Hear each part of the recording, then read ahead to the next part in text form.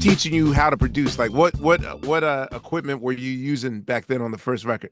We didn't have no equipment. Not the stuff that we did was done with the engineer, Charlie Murata. We didn't have whatever he had up there, we used. Don't forget, we was making loops with quarter-inch tape and taping it around the room and looping it back to half-inch. Like we was. Wait, really? Yeah. The Beastie Boy style. Okay, so Ad Rock talked about that they weren't using drum machines yet. They were just.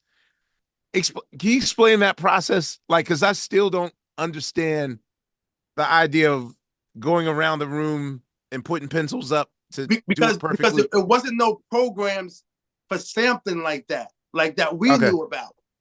You know, don't forget Hank Stockton was probably advanced the whole nine, and whatever you heard that from Beastie Boys, this is what Charlie had. We didn't have nothing to keep doing this, and we only had 8 tracks on the Tascam, so we had to make do with what we had.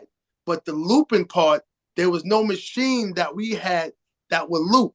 So all we had was to record to tape and then splice it and then make the loop and then record it back to tape and then record from that.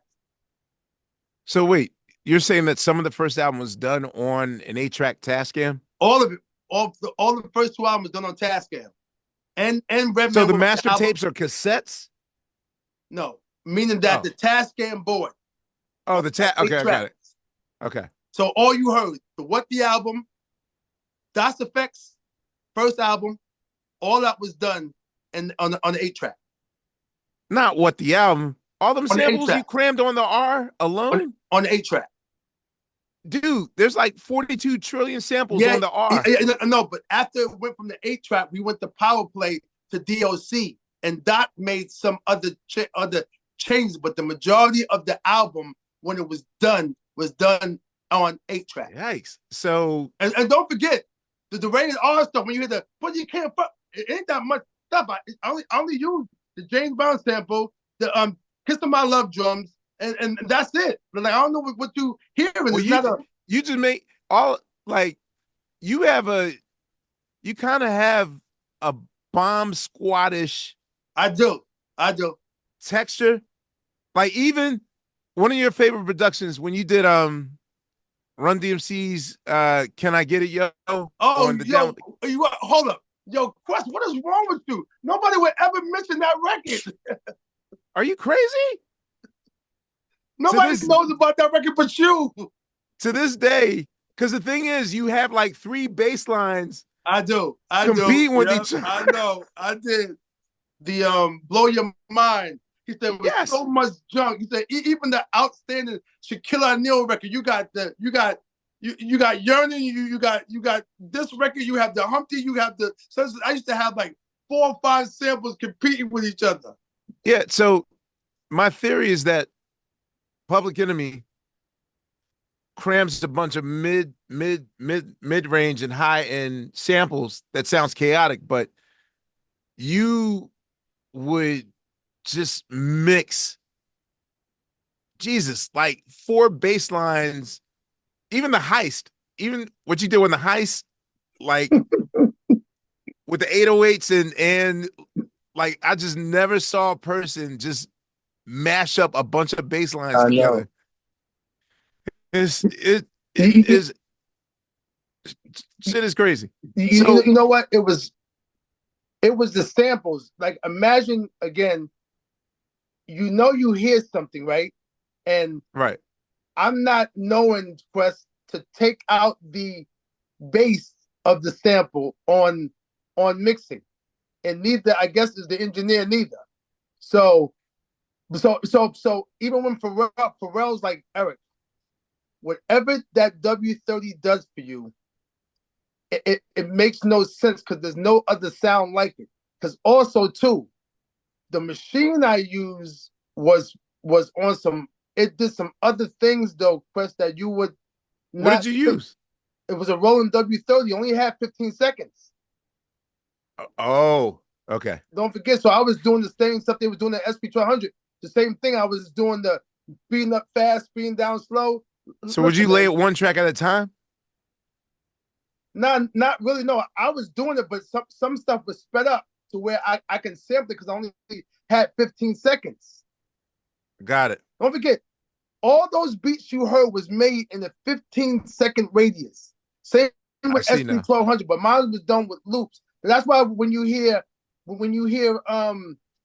Jazzo speak about, or Jay-Z speak about, I don't know how Eric had that "Is My Thing" going, because Jazzo tried to loop it and it just didn't loop right, you know. But Right, again, right, not knowing that we spliced it, had it looping around the room to tape, so the splice gave the nice cut. It wasn't right. on sampling machine.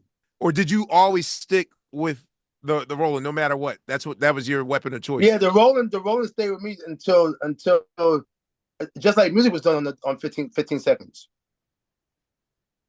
Wait, what? But right, because all I would do is I would get what I need, whatever, I put it back, and then when I get more vocals, I put them back separately. So I lay the track down separate. But the reason why Use that Roland for music, right? So when you hear some of the hissing that you hear in the Marvin Gaye vocals, you probably can't tell, but it's not clean. So it's because it's going through that machine. there is. Okay. I was going to say, I try to recreate. I got the Midnight Love, right?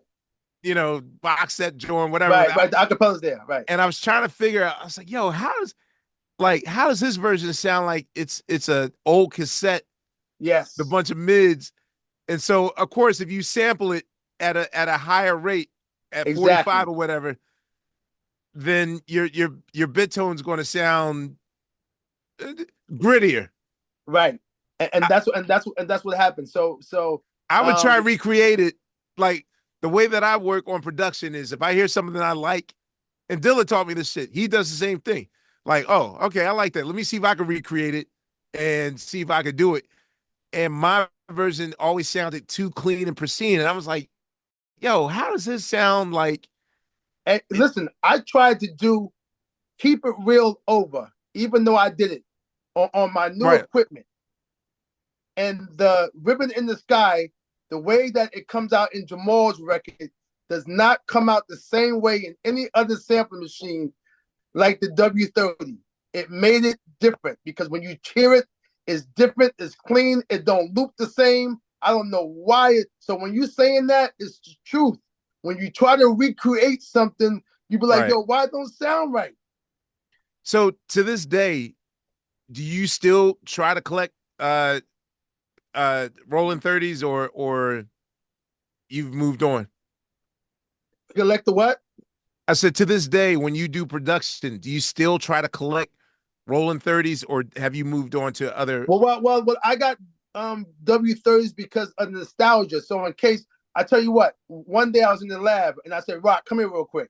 So I went inside my floppy disk and I pulled out some stuff from Muddy Waters. And he was like, nah. I pulled out, I pulled out Pick It Up for him. So he boom, boom, boom, boom. So he is like, no. So he goes ape shit. So I go to Blackout and I pull out the boom, boom, boom, boom, boom, boom. I got the mad. He's like, nah. So I pulled out the U disc, because the U on Blackout was a W-30 disc that had programmed drums on it. So I pulled out the disc that came with the Roland to make that U beat.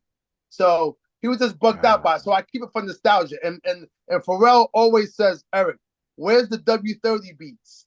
Because don't forget, I met Pharrell when I was doing Blackstreet, and Pharrell was with a guy named Mike, his other his singer, and with Chad. But if you go on YouTube, there's 2 songs that I let Pharrell rhyme on that got leaked back then when I was doing Blackstreet, and one of them is called Boot Knuckleization. I know one, and you can hear Pharrell rhyming. So Pharrell was like, yo, I told Teddy, listen, what's up with your boys? Let them rhyme. Teddy wasn't really messing with them like that. Even though they was in the studio, he definitely wasn't letting them rhyme. So that's how, again, the Neptunes even got left from them, because Teddy had them. I let the guy rhyme, but it never happened. It happened for the best, though. I see.